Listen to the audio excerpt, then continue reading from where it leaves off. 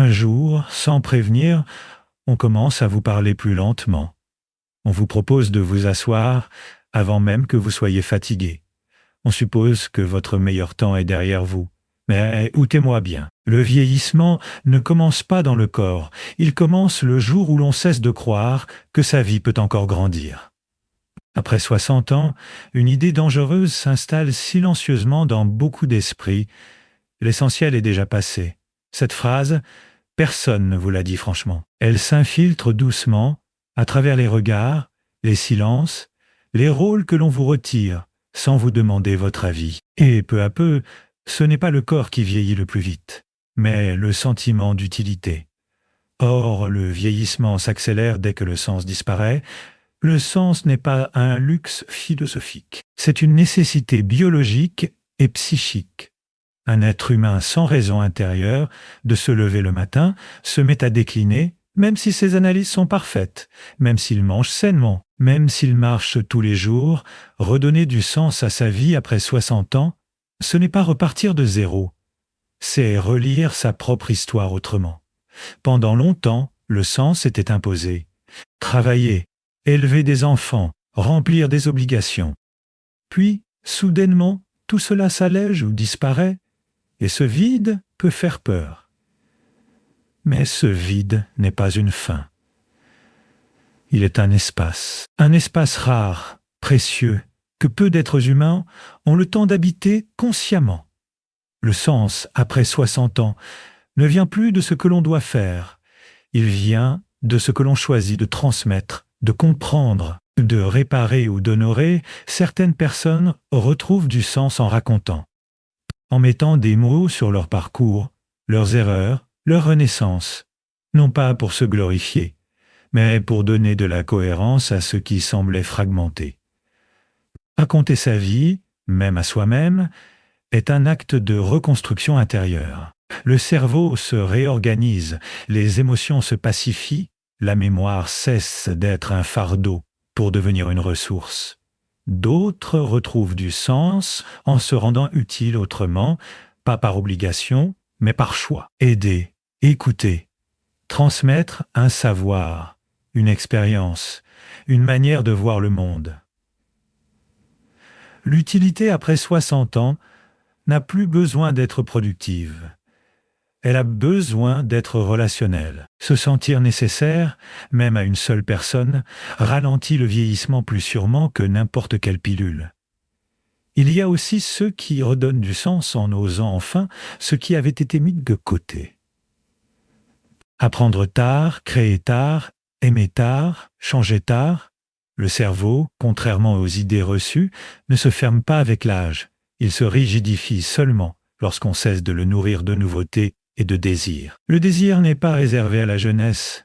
Il change de forme, mais il reste un moteur vital. Redonner du sens, c'est aussi accepter de regarder ses blessures sans honte. Comprendre que ce que l'on a vécu n'a pas été vain, même quand cela a fait mal. Les épreuves non digérées accélèrent le vieillissement intérieur. Mais les épreuves intégrées deviennent une force calme, une profondeur qui apaise. Après 60 ans, on n'a plus besoin de se prouver quoi que ce soit. On a besoin de se réconcilier avec soi-même. Le sens ne se trouve pas dans de grands projets spectaculaires.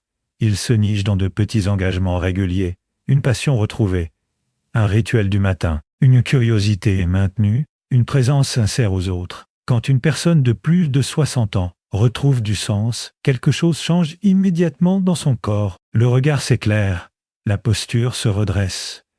La fatigue devient plus supportable. Le temps cesse d'être un ennemi pour redevenir un compagnon. Vieillir n'est pas perdre du sens. Vieillir, c'est avoir enfin la liberté de le choisir. Le véritable secret pour ralentir le vieillissement après 60 ans commence ici. Ne jamais laisser quelqu'un, ni même le temps, décider à votre place pourquoi vous êtes encore vivant aujourd'hui, après 60 ans. Le danger le plus sous-estimé n'est ni la maladie, ni la fatigue, ni même la solitude apparente. Le vrai danger, c'est l'effacement relationnel. Celui qui arrive doucement, sans bruit, quand les invitations se raréfient, quand les appels deviennent moins fréquents, quand on commence à penser que l'on dérange. L'être humain est un être de lien. Avant d'être un corps qui vieillit, il est une histoire tissée avec d'autres. Et lorsque ces fils se rompent, le vieillissement s'accélère, non pas parce que le temps passe, mais parce que l'âme se replie. Entretenir le lien humain après 60 ans n'est pas une option sociale. C'est une question de survie psychique et biologique. Les études le montrent depuis longtemps, mais l'expérience le confirme encore plus clairement. Les personnes âgées entourées, écoutées, reconnues, vivent plus longtemps et surtout vivent mieux. Leur mémoire résiste mieux. Leur système immunitaire est plus stable, leur morale fluctue moins violemment. Le lien humain agit comme un régulateur interne, une sorte de respiration émotionnelle. Mais entretenir le lien ne signifie pas multiplier les relations superficielles, au contraire, avec l'âge, le lien devient plus exigeant, plus authentique. On ne cherche plus à plaire à tout le monde, on cherche à être vrai avec quelques-uns. Après 60 ans, beaucoup de personnes n'osent plus initier le contact. Elles attendent. Elles se disent que si l'autre voulait vraiment, il appellerait. Cette attente silencieuse est l'un des poisons les plus lents du vieillissement. Elle nourrit la rancœur, la tristesse, puis le retrait. Or, maintenir le lien demande parfois un courage discret. Celui de faire le premier pas, encore et encore, sans humiliation, sans justification. Le lien humain, ce n'est pas seulement parler. C'est être reconnu dans ce que l'on est devenu. Quand une personne sent que sa parole compte encore, que son regard est accueilli, que son expérience n'est pas balayée, son identité se renforce. Elle ne se perçoit plus comme un poids, mais comme une présence. Et cette perception transforme la manière dont le corps habite le monde. Il y a aussi une dimension essentielle du lien après 60 ans, la capacité à réinventer les relations.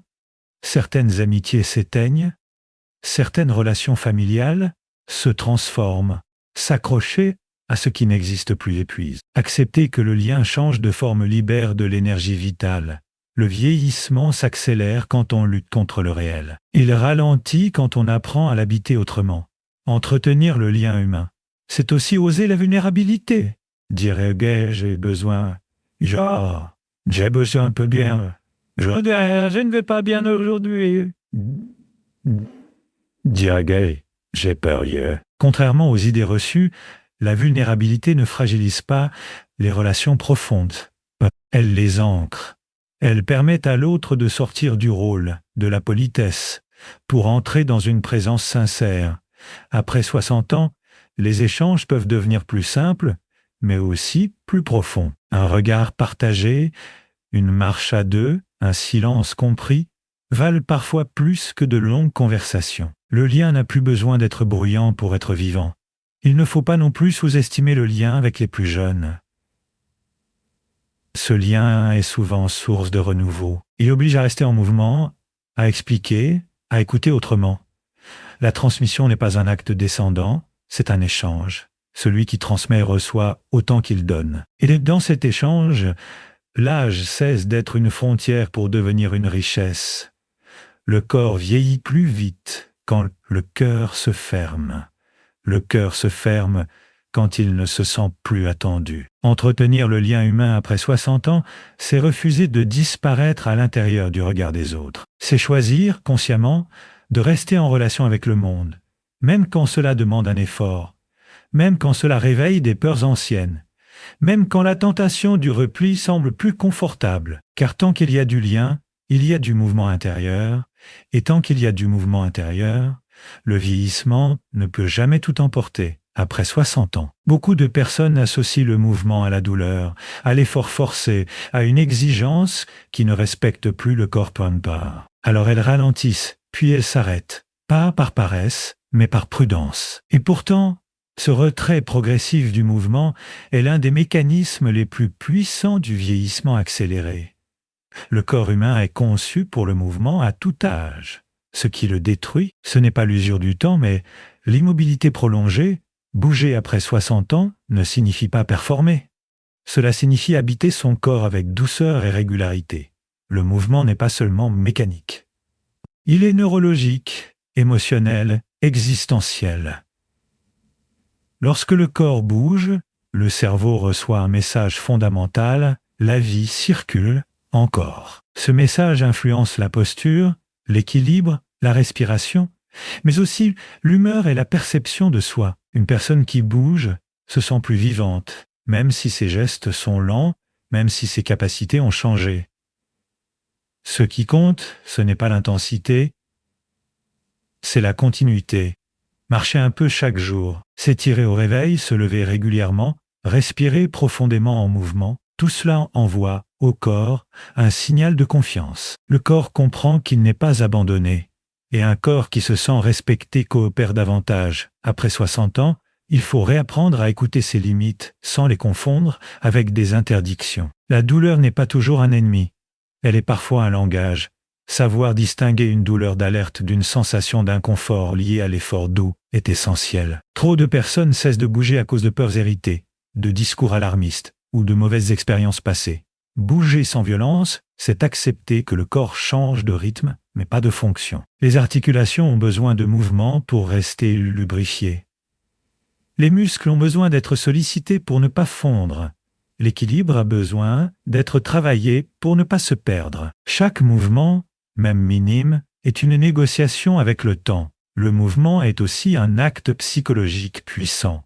Se mettre en mouvement, c'est sortir de l'inertie mentale. C'est rompre avec la rumination, avec la passivité, avec cette impression que tout se referme. Beaucoup de personnes retrouvent une clarté intérieure simplement en marchant. Les pensées se réorganisent, les émotions se régulent, l'anxiété se dissipe progressivement. Après 60 ans, le corps porte une mémoire. Celle des chutes, des opérations, des douleurs anciennes. Bouger demande parfois de réconcilier cette mémoire avec le présent. Cela prend du temps, cela demande de la patience, mais chaque pas posé consciemment est une victoire silencieuse contre la peur du déclin. Il ne s'agit pas de suivre des modèles imposés. Il s'agit de trouver son propre langage corporel, danser seul chez soi, radiner, nager lentement, faire du vélo à son rythme, pratiquer des mouvements simples au sol. Tout est valable tant que le corps est engagé avec respect. Le plaisir est un indicateur fondamental. Un mouvement sans plaisir devient vite une contrainte, et une contrainte finit par être abandonnée.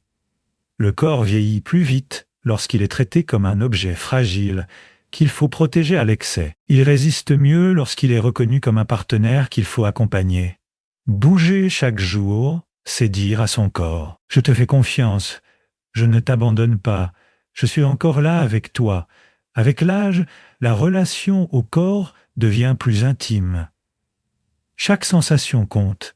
Chaque progrès, même minuscule, renforce l'estime de soi. Se lever plus facilement, respirer plus amplement, marcher un peu plus longtemps, ce sont des signes discrets mais puissants de vitalité retrouvée. Le mouvement n'arrête pas le temps. Il empêche le temps de figer la vie. Après 60 ans, bouger sans violence, c'est choisir la continuité plutôt que la rupture, la douceur plutôt que la peur, la présence plutôt que l'abandon. Et tant que le corps est en mouvement, l'esprit refuse de se déclarer vaincu. Après 60 ans, beaucoup de personnes prennent soin de leur alimentation, de leur sommeil, de leurs médicaments. Mais une dimension essentielle est souvent négligée, l'alimentation psychique. Or, l'esprit affamé vieillit plus vite que le corps fatigué. Le cerveau n'est pas un organe qui se contente de survivre. Il a besoin d'être stimulé, interrogé, surpris, nourri de sens et de nouveautés. Contrairement à une croyance répandue, l'esprit ne se ferme pas naturellement avec l'âge. Ce qui se ferme, c'est l'accès à la curiosité, lorsque l'on croit qu'il est trop tard pour apprendre, comprendre ou changer. Cette croyance agit comme une prophétie silencieuse. Moins on stimule l'esprit, plus il se rigidifie. Plus il se rigidifie, plus on confirme l'idée qu'il n'est plus capable. Nourrir l'esprit après 60 ans, ce n'est pas accumuler des informations. C'est entretenir une relation vivante avec le monde. Lire, écouter, regarder, réfléchir, questionner, apprendre quelque chose de nouveau, même modestement, maintient le cerveau en mouvement. Point. Chaque nouveauté crée des connexions. Chaque curiosité activée ralentit le déclin cognitif. Le cerveau aime l'effort juste, celui qui stimule sans écraser, mais nourrir l'esprit ne se limite pas à la culture intellectuelle. Il s'agit aussi de nourrir l'imaginaire. Imaginer, créer, rêver, même tard, est un acte de résistance contre le rétrécissement intérieur.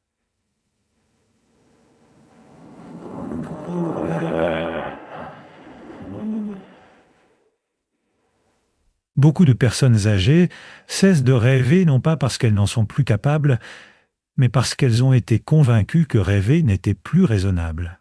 L'esprit se nourrit également de beauté. Une musique, un paysage, une œuvre, une voix, un silence habité.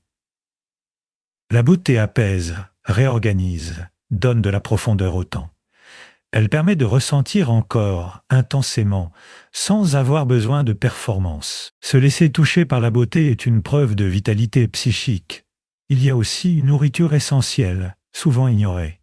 La réflexion sur soi. Prendre le temps de comprendre ce que l'on ressent, ce que l'on traverse, ce qui se répète. Mettre des mots sur ses émotions, sur ses peurs, sur ses désirs persistants. Ce travail intérieur permet de ne pas être envahi par l'angoisse ou la confusion. Il donne une structure à l'expérience de vie. Après 60 ans, certaines personnes évitent la réflexion par peur de réveiller des regrets. Mais refuser de penser n'efface pas la douleur. Au contraire, elle se loge ailleurs, dans le corps, dans l'irritabilité, dans le découragement. Nourrir l'esprit, c'est lui offrir un espace sécurisé pour comprendre, transformer, apaiser. Les échanges intellectuels et émotionnels jouent également un rôle fondamental. Discuter, confronter des idées, partager des points de vue maintient l'esprit alerte. Ce n'est pas être d'accord qui nourrit, c'est penser ensemble.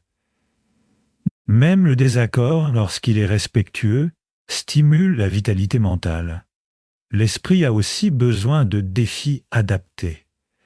Apprendre une langue, un instrument, une technologie, même lentement, mais parfaitement. Chaque difficulté surmontée renforce la confiance cognitive. L'âge n'est pas un frein à l'apprentissage. Le découragement leste, nourrir l'esprit, c'est enfin protéger ce que l'on laisse entrer. Trop d'informations anxiogènes, trop de discours catastrophistes, trop de comparaisons épuisent le psychisme. Choisir consciemment ce que l'on consomme mentalement est un acte de soin. L'esprit a besoin de repos autant que de stimulation. Un esprit nourri vieillit plus lentement parce qu'il reste souple, il s'adapte, il interprète, il donne du sens. Après 60 ans, prendre soin de son esprit, c'est refuser l'appauvrissement intérieur, même lorsque le monde semble aller trop vite, même lorsque les repères changent, même lorsque certaines capacités déclinent, car tant que l'esprit reste vivant. La vie continue de s'élargir de l'intérieur. Après 60 ans, les blessures ne sont plus seulement des souvenirs. Elles deviennent parfois des compagnes silencieuses. Des pertes, des échecs, des trahisons, des renoncements, des deuils, des occasions manquées. Certaines douleurs ont été enfouies pour continuer à avancer. D'autres ont été ignorées par nécessité. Mais aucune blessure non reconnue ne disparaît vraiment. Ce qui accélère le vieillissement, ce n'est pas d'avoir été blessé, c'est de vivre comme si ces blessures n'avaient jamais existé. Le corps et l'esprit gardent la trace de ce qui n'a pas été digéré. Les tensions chroniques, les fatigues inexpliquées, les colères soudaines, les replis affectifs sont souvent l'expression indirecte de blessures anciennes qui demandent encore à être entendues. Apprivoiser ces blessures après 60 ans, ce n'est pas se complaire dans la souffrance, c'est changer de relation avec son passé.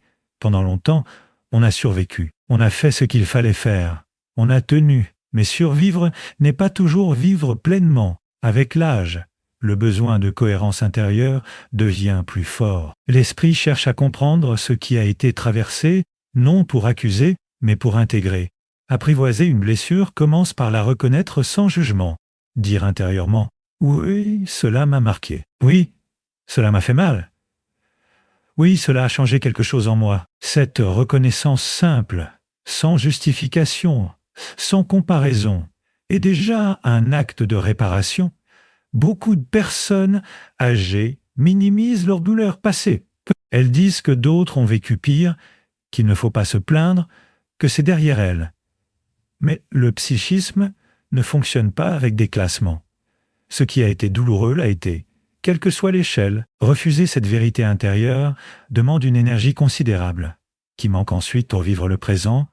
Apprivoiser ses blessures, c'est aussi accepter qu'elles aient laissé des traces. Certaines peurs, certaines méfiances, certaines rigidités sont compréhensibles.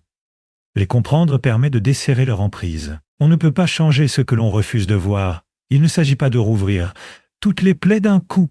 Il s'agit d'avancer avec délicatesse. Parfois, cela passe par la parole, parfois par l'écriture, parfois par le silence partagé, parfois par un accompagnement. Il n'y a pas de bonne méthode universelle. Il y a ce qui respecte le rythme intérieur. Forcer la guérison peut être aussi violent que nier la blessure. Apprivoiser ces blessures permet également de transformer la honte en compréhension. Beaucoup de douleurs anciennes sont accompagnées de honte. Honte d'avoir été faible, honte d'avoir aimé trop, honte de ne pas avoir su se défendre. Or, cette honte est un poison lent. La remplacer par de la compassion envers soi-même est un acte profondément réparateur. Avec l'âge, la capacité de recul s'approfondit. On peut enfin regarder certaines situations avec plus de nuances, comprendre que l'on a fait ce que l'on a pu avec les ressources de l'époque, que certaines décisions n'étaient pas des fautes, mais des stratégies de survie. Apprivoiser ses blessures ne signifie pas oublier. Cela signifie cesser de se battre contre ce qui a été. Lorsque les blessures sont reconnues, quelque chose se libère. L'énergie qui était utilisée pour maintenir les défenses devient disponible pour la créativité, le lien, la joie. Le corps se détend. La respiration s'approfondit. Le sommeil s'améliore parfois sans explication apparente. Les personnes qui ont apprivoisé leurs blessures vieillissent différemment. Elles portent leur âge avec plus de douceur. Leur regard est souvent plus calme. Leur présence rassure.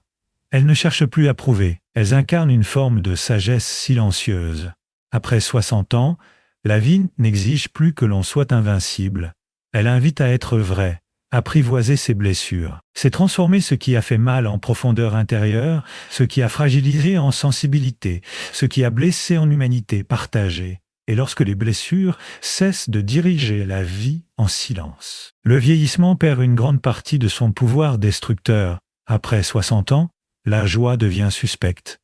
On la trouve naïve, déplacée, presque indécente, comme si le temps avait imposé une règle tacite. À partir d'un certain âge, il faudrait être sérieux, raisonnable, discret dans ses émotions. Beaucoup de personnes finissent par intérioriser cette idée. Elles s'autorisent moins à rire, moins à s'émerveiller, moins à désirer. Et pourtant, renoncer à la joie accélère le vieillissement plus sûrement que n'importe quelle maladie. La joie n'est pas un luxe émotionnel. C'est une fonction vitale. Choisir la joie après 60 ans n'a rien d'un déni de la réalité. Ce n'est pas faire semblant que tout va bien, ce n'est pas nier les pertes, les douleurs, les limites, au contraire. La joie véritable naît souvent chez ceux qui savent ce que la vie peut coûter. Elle n'est pas euphorie, elle est lucide. La joie devient un acte de résistance quand elle est choisie, malgré les raisons de s'en priver. Résister à l'idée que tout est fini, résister à la gravité excessive, résister à l'amertume qui s'installe quand on regarde trop longtemps ce qui n'est plus. Avec l'âge, le cerveau a tendance à se focaliser davantage sur les menaces, les manques, les pertes. Ce mécanisme est naturel, mais il peut devenir envahissant. Choisir la joie, c'est rééquilibrer consciemment cette tendance. C'est entraîner l'attention à repérer aussi ce qui est encore vivant, encore possible, encore bon. La joie après 60 ans est souvent plus subtile. Elle ne fait pas de bruit.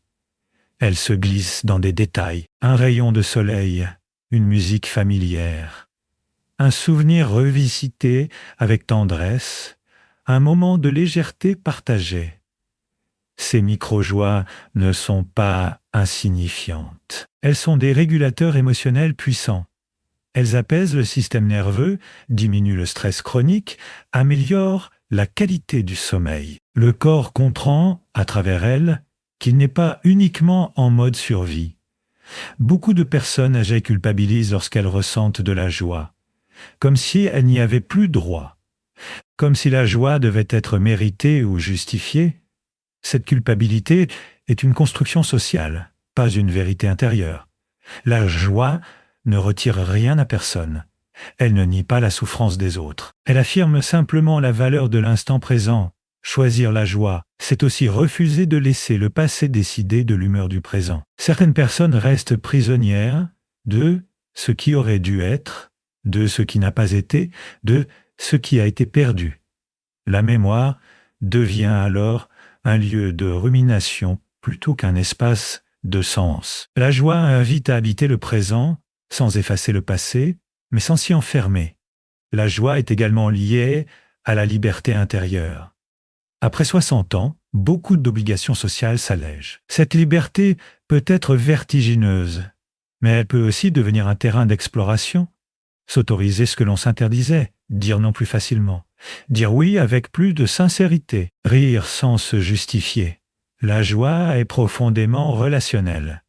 Elle circule, elle se partage. Une personne joyeuse n'est pas forcément celle qui va bien tout le temps. C'est souvent celle qui accepte de ressentir pleinement, sans se censurer. Cette authenticité crée un climat relationnel plus vivant, plus chaleureux. Elle attire le lien plutôt que le repli. Il ne s'agit pas de forcer la joie forcée devient une violence intérieure. Il s'agit de lui faire de la place, de ne pas l'étouffer lorsqu'elle se présente, de ne pas la repousser par habitude ou par peur. Beaucoup de personnes ont appris très tôt à se méfier de la joie, parce qu'elle semblait fragile, temporaire, dangereuse. Avec l'âge, on peut apprendre à l'accueillir sans s'y accrocher, à la savourer sans craindre sa disparition. La joie a aussi une dimension corporelle. Rire, sourire, se détendre, libère des tensions accumulées. Le corps se souvient de la légèreté. Les muscles se relâchent. La respiration s'ouvre. Le visage se transforme. Ce langage corporel envoie un message positif au cerveau qui renforce à son tour l'état émotionnel. Choisir la joie après 60 ans, c'est poser un acte de souveraineté intérieure, c'est dire « Je ne laisse pas le temps décider seul de mon rapport à la vie ». La joie ne nie pas la finitude, elle la traverse. Elle donne au temps qui reste une densité particulière. Elle transforme chaque instant en espace habitable. Elle ralentit le vieillissement parce qu'elle maintient le désir, la curiosité, la présence. Elle rappelle que tant que l'on peut encore ressentir de la joie, même discrète, la vie continue de circuler. Et cette circulation intérieure est l'une des formes les plus puissantes de résistance au temps.